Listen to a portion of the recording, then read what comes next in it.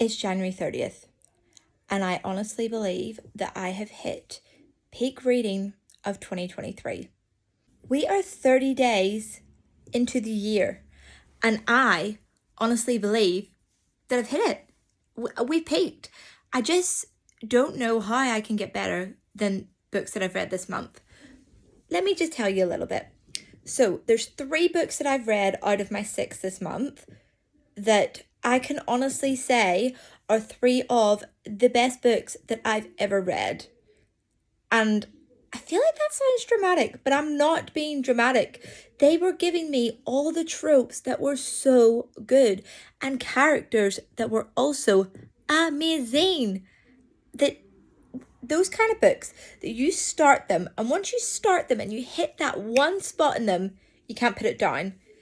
I feel like everyone that reads books will know what I mean when I say that. That sometimes you start a book and you're reading it and it's just okay. You could set it down if you really, really wanted to. And then you get to this one point and all of a sudden, that's you done.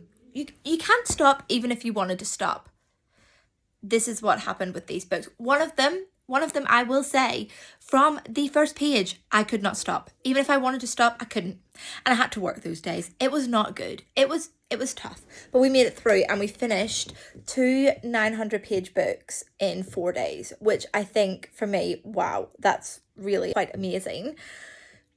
Let me just tell you about the books. So these 3 that I am talking about, one of them is in a 3-part series, but I'm going to say that it's only the first one that gave me these I've peaked at reading vibes, and that was Long Shot by Kennedy Ryan. The first one, Long Shot by Kennedy Ryan, it's giving us all the tropes that we want. We've got forbidden romance, we've got sports romance, we've got a strong female character, we have an amazing male character who is a hero but not a hero, because the girl essentially, she saves herself.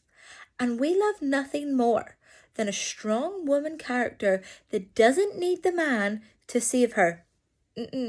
Look, being honest, I love a good book boyfriend. Of course I do. We all do. I'm here for it. But do I love someone that can deal with this shit themselves?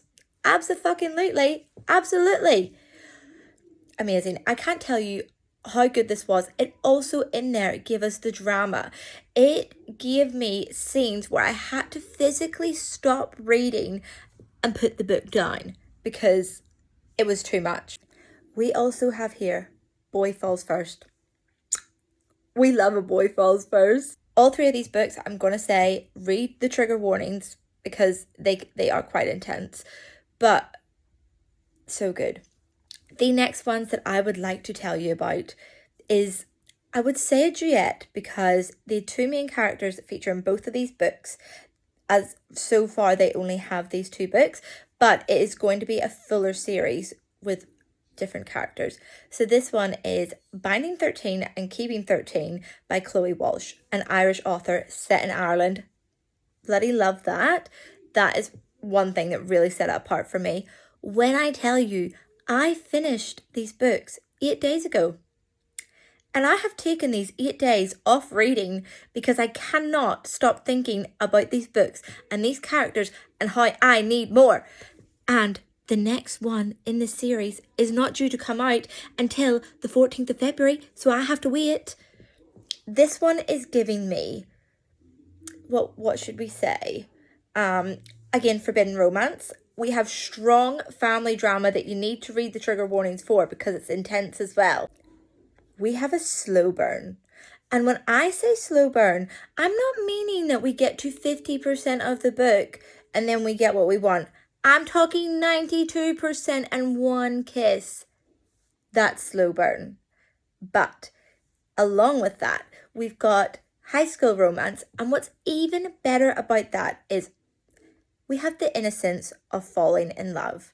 There is so many books out there where it's set in high school.